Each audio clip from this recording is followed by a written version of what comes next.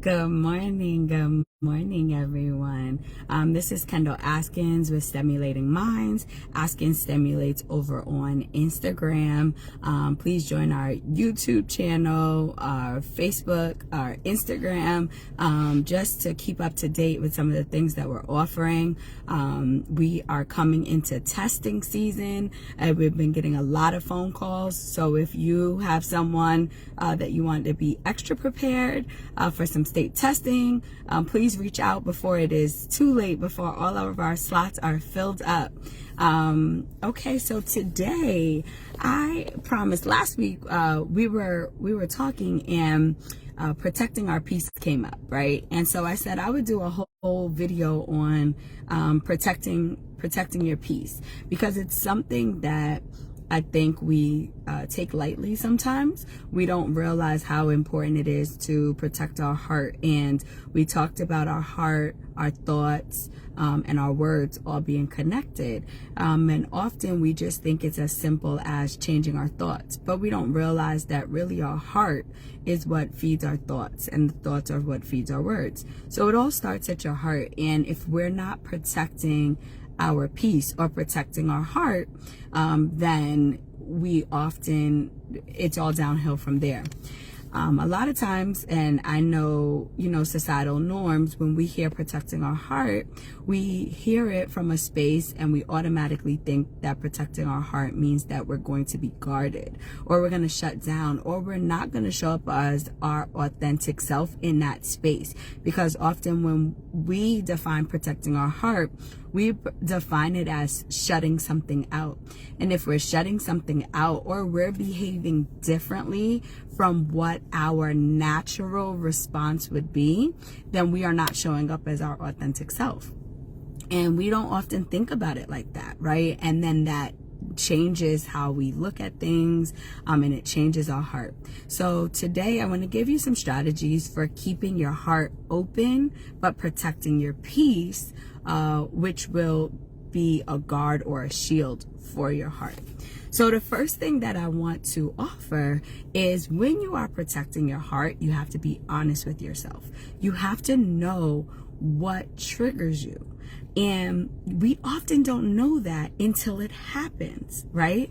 But in order to know what triggers you, you want to be hyper aware to how your body physically responds to different situations. So I know as I'm going through my day, I'll be fine. I'll be feeling good. I don't feel anything different. And there'll be times where I will have an interaction and I will physically feel something. I might feel a pit in my stomach. I might get a headache. My hands might start to get sweaty, right? These are all things that might happen. So pay attention to how your body physically responds. I know for me, when I get upset, my heart starts beating.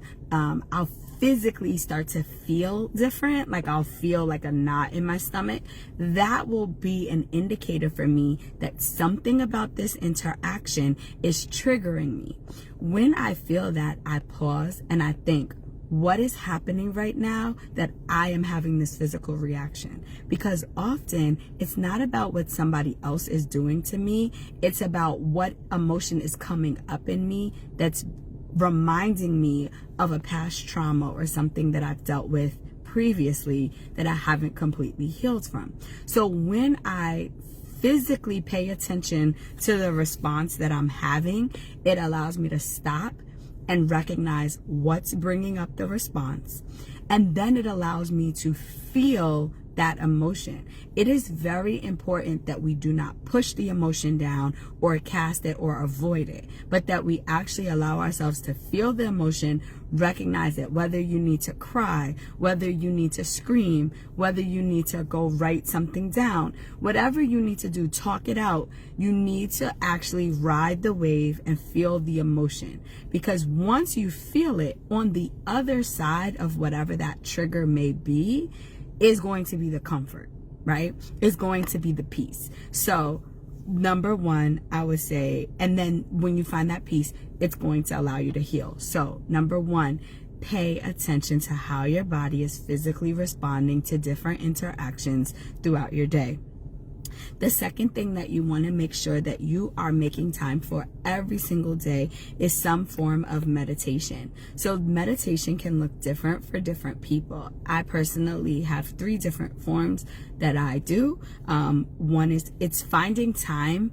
When you're meditating, you're finding time in your day to be in complete silence, right? Whether it's 5 minutes, 10 minutes, some people like to do upwards of an hour, right? Whatever can be carved out in your day, nothing is too small or too much, for what you need.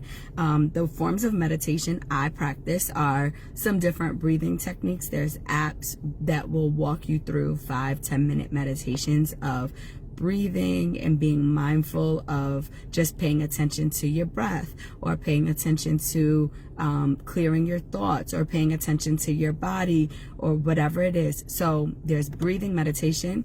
Also practice some yoga different times during the week, because that helps your whole body. You pay attention to different parts. And then I also personally do devotionals every morning, where I spend quiet time reflecting, writing, being in communion with my God, right? Or what who I want to be in tune with. So for me, the meditation is around breathing, yoga, and devotionals. And those things allow a clarity, right? So when you start your day and end your day in those spaces, it allows you to clear your mind, to really recognize what's important, and to really do the work on yourself. And then the last thing that I would say to protect your peace is about setting boundaries. So setting boundaries is recognizing what you will and won't put energy into.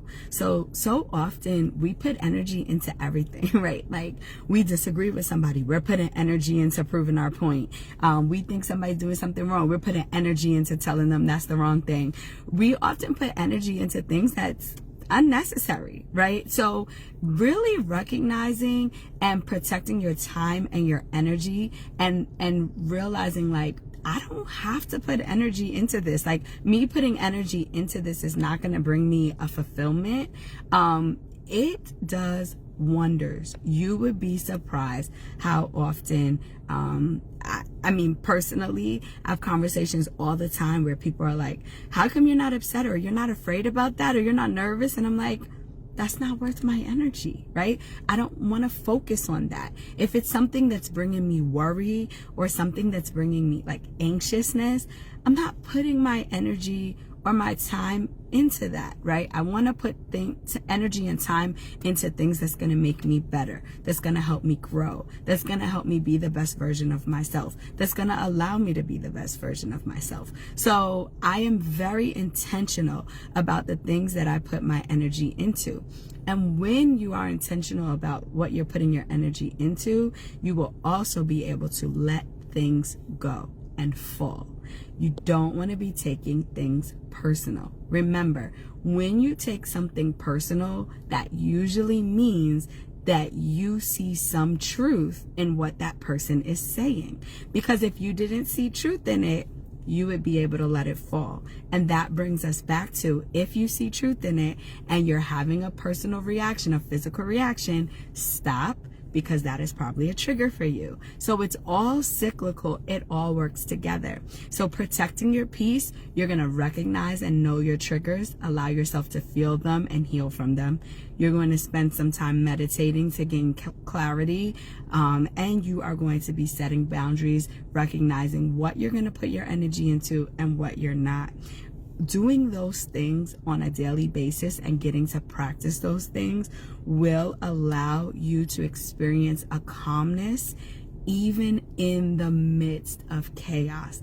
Even when things are going crazy around you, there will be this sense of peace and calmness within you that you will physically feel. You will not feel like you're caught up in the chaos. You will be able to function. You will be able to move through it. You will feel resilient, and you will feel at peace. So I hope this is something that was helpful. Share this out throw some comments in the comment section. Tell me, are there ways that you might protect your peace that we didn't mention? Or maybe there's something I mentioned that you want to try today. Reach out if you want to learn more. So again, Kendall Askin stimulates from Stimulating Minds. And if you need anything, please reach out. Hope you guys have a wonderful, wonderful day. I'll see you back here next Wednesday for more fun. Bye.